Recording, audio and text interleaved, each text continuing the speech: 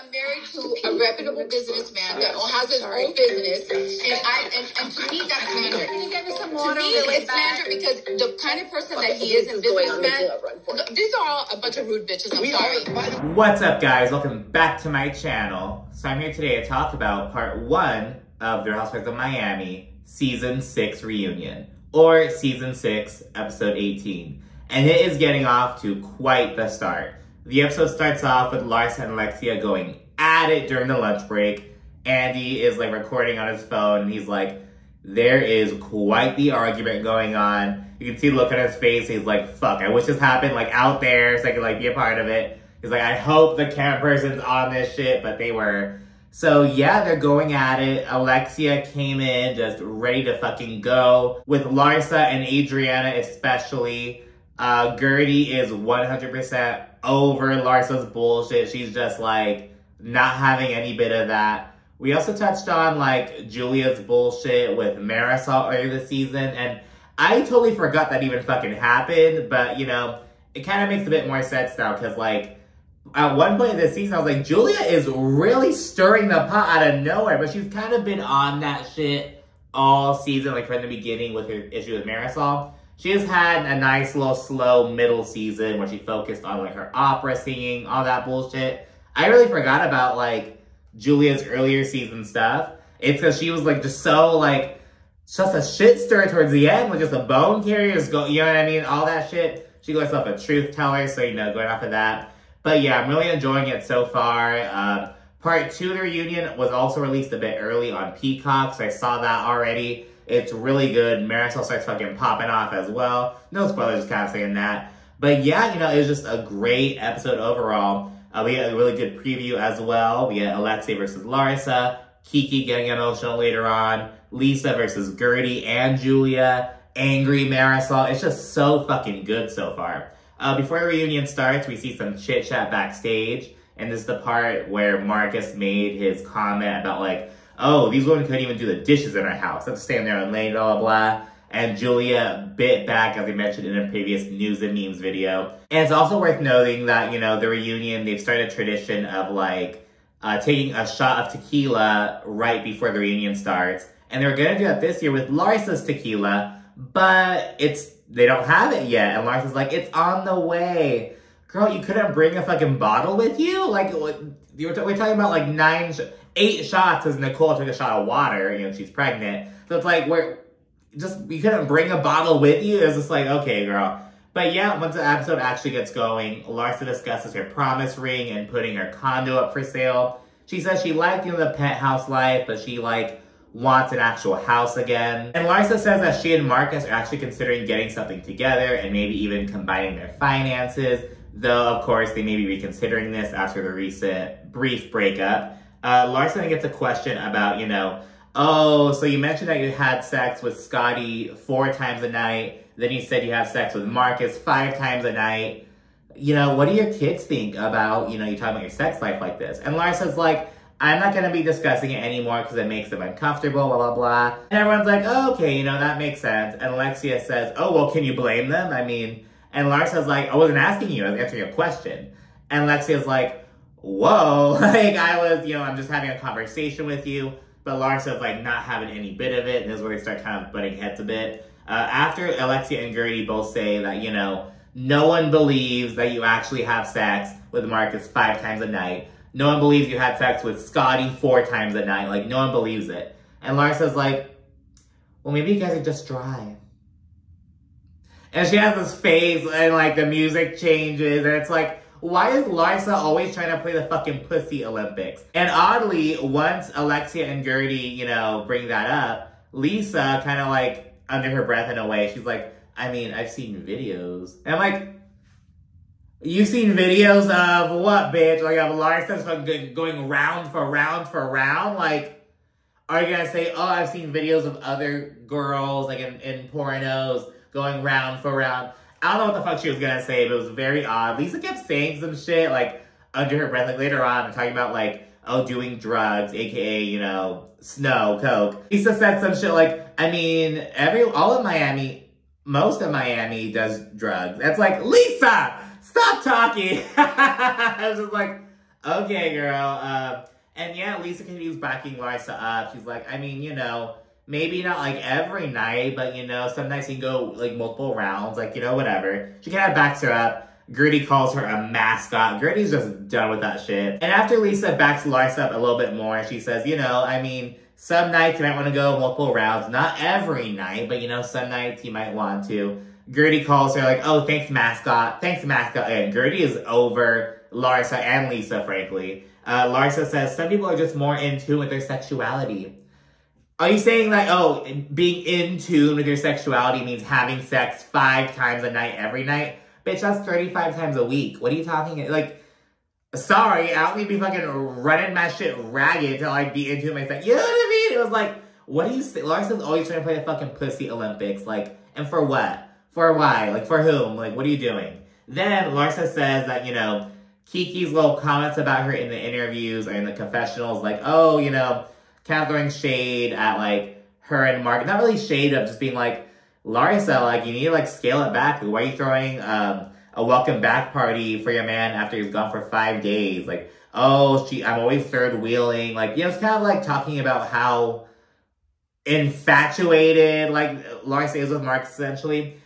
She says she found those comments hurtful. And Gertie, she chimes in, being like, oh, really? Well, I thought that way about you when hearing all your comments. I thought you weren't being a good friend.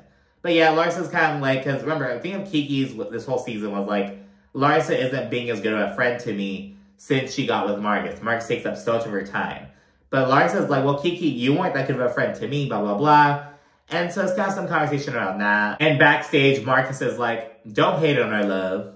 Don't hate on our love. And it's like, what the fuck? Gertie then chimes in and she addresses like the overall sentiment that Larsa is a very sensitive person and she plays checkers with her friends.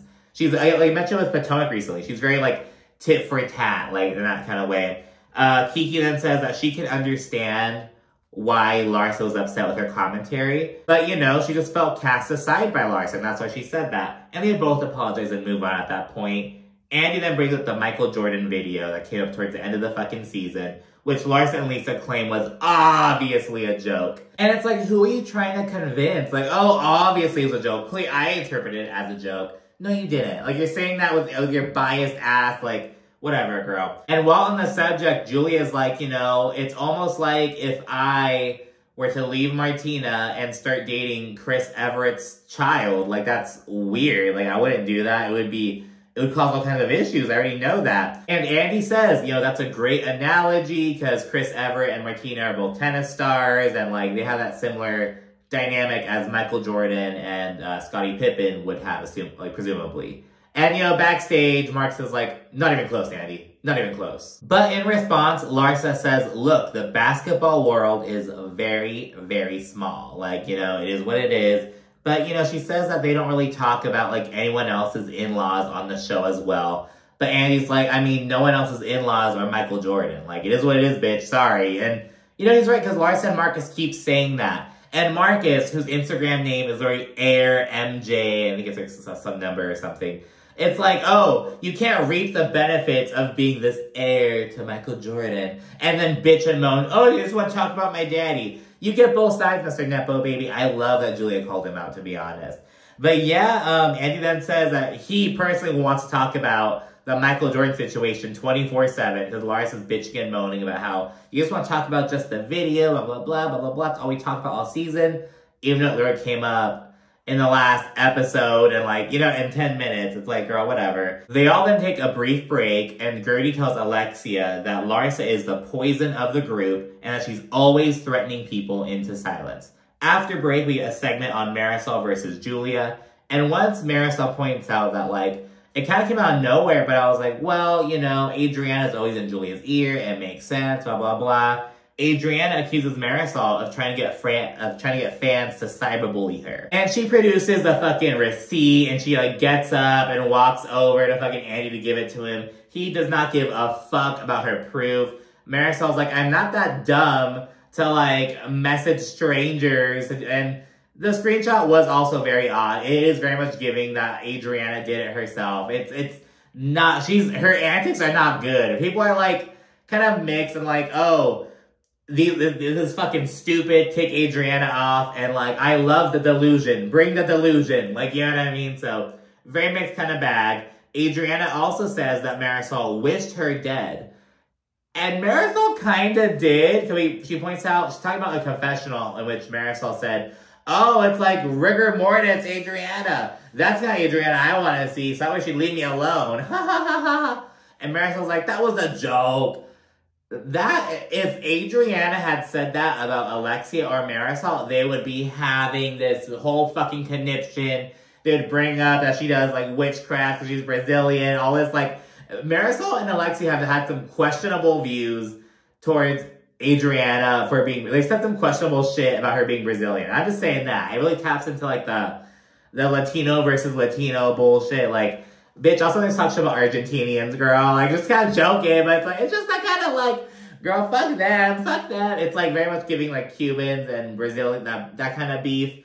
I don't fucking know, but it's just fucking funny. And Adriana is just gunning for Marisol, and Julia points out that Marisol is always stirring shit. She points out examples from the past, like one from each season, basically, of Marisol just having her hands in the mess some fucking way. And she also says that Marisol knows a lot of people in Miami. And Adriana accused Marisol of having one of her cousins do her dirty work, but going around and like digging up dirt on people, blah, blah, blah. And Andy then brings up how, you know, contrary to these accusations about Marisol being a shit stirrer and all that shit, Julia seems to have kind of taken over the role, especially in the latter half of this season. And Julia's like, I'm a bullshit buster. But, you know, I talk about the truth, and that's the difference between me and Marisol. And Nicole backs us up. She says that Marisol, like, you know, she runs with rumors and repeats shit, while Julia just, like, you know, tries to, like, tell the truth. And after Nicole says this, Alexia jumps in and she says, oh, yeah, Nicole, you don't do that at all. You bring on other people, a.k.a. Ana Quincoses, to do it for you. Just going back to that, we just fucking, that'll be, like, we're going to bring that up later on, and we just move on real quickly from that. Julia and Marisol then say that they are on good terms now, so good for them. They get an Alexia segment, mostly focusing on, like, in the beginning of the season, it was all about Todd, you know, like, why isn't Todd at these parties? Where do you stand with Todd? How are your finances with Todd? Then later on, it was more on Frankie, you know, her, like, helping become more independent with the De Moya Foundation, all that stuff. The Todd stuff was really kind of like, I don't know. It was like, and with Todd, it's like, the biggest side eye I have about Todd is that he made Alexia do all that house hunting on her own. And he's a fucking realtor. Like, well, I don't think he's a realtor, but he's in, like, real estate shit. It's like, why aren't you calling us some of your fucking connections? Now, granted, he may be doing, like, business real estate or shit like that, but, like, I'm sure you have connections that can help you out, bro. Why are you making your wife do all this shit, do all this running around and scrambling? It's giving, well, I'm gonna pay for it, so you take care of it.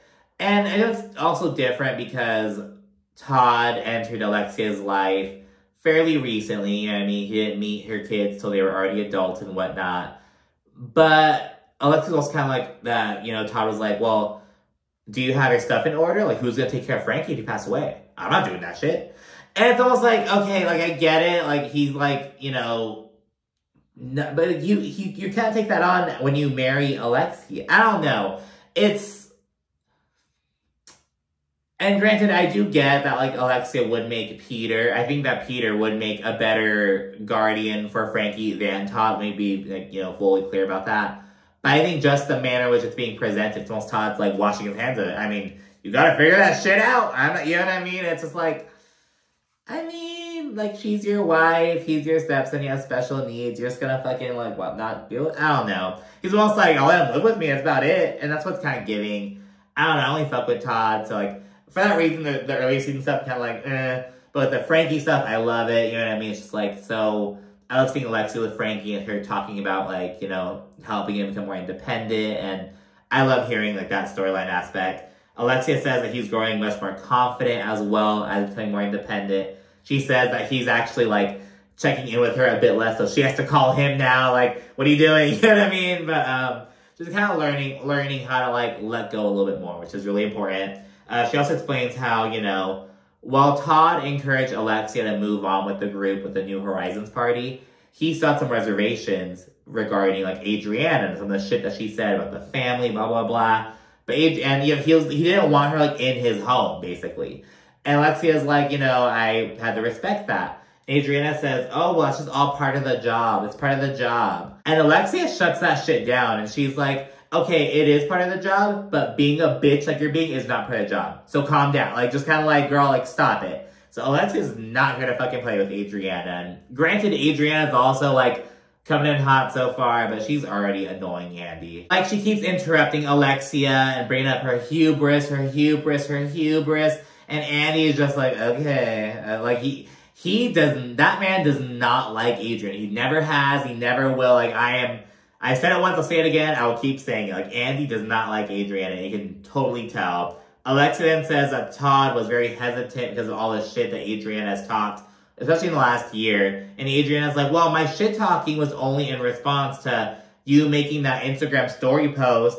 And so after the episode came out in which Adriana brought up Frankie in the Bahamas and Alexia started crying, like that whole thing, Alexia took to Instagram, I think it was like a couple days later, and she made this lengthy ass post, just kind of like, she didn't call Adriana by name, but she was kind of just like talking about Frankie and her journey with him and how, you know, her bringing him up so disrespectfully was just not cool, and her with this fake injury, just kind of talking shit about Adriana, but like not directly essentially. And Adriana's like, that's why I started talking shit about you. Because Adriana gave an interview when she alleged that Alexia was being transphobic. And actually, a part of me is almost kind of like, is that why you're trying to cozy up to Julia this season? You know what I mean? Like, I'm not transphobic. Let me be friends with a lesbian. Even though, like, you could still be transphobic and, like, you know what I mean? It's like, these are, like, different things, but okay, girl. But yeah, so it's kind of, like, odd. Alexia and Adriana each call each other liars. They're going back and forth, just, like, nonstop. And Alexia's like, I am one of the only ones here who tells the truth, basically. Just keep that in mind. Alexia then says that Adriana plays the victim card and she's the martyr, and that's why everyone's trying to get her to move on with Adriana. But Alexia's like, but I'm not the victim. I've never been the victim. And Adriana over there, because you're a star, right? And Alexia's like, yes, I am a star. I would like you to start believing that you're a star too. Your life would be much better. Just talking shit. I'm like, oh my God, they just keep going at it. Nepola then says that Alexia has double standards within this group. And she points out that, you know, she doesn't want anyone talking about her finances or anything, but, you know, she's going to ask Lisa about hers. And she doesn't want anyone talking about her family, but she will gladly bring up Nicole's relationship with her father and her mother. Like, you know what I mean? She has these double standards. And Nicole says that Alexia can dish it but can't take it. Though Alexia disagrees, and Marisol chimes in to say, well, everyone here has that issue. I think that we can all dish it, and none of us can take it. Which is fair. And at that point, right before break, Andy asks Alexia about her and Todd's finances. And, you know, she starts talking about how he's a reputable businessman. She brings out her fucking lease for the last part they had, because she's like, people are talking about how, you know, we only paid month to month, and we only paid in cash. We can see we paid in our check. Like, just trying to fucking, like, prove all this shit wrong, that all these allegations against her. And as Alexia talks, Nicole and Lisa both make mad dashes to the restroom. They're just like, I have to go pee. And Alexia is so pissed off. Because I'm married to a reputable businessman that has his own business, and to me that's slander. To me, it's slander because the kind of person that he is in businessman, these are all a bunch of rude bitches. I'm sorry. Okay, so I'm gonna wait till they come back. So yeah. After a brief break, Alexia does not even remember what she was trying to fucking talk about beforehand, and Adriana recites a poem that she wrote all about, you know, what truly makes a star, the true qualities that make a star.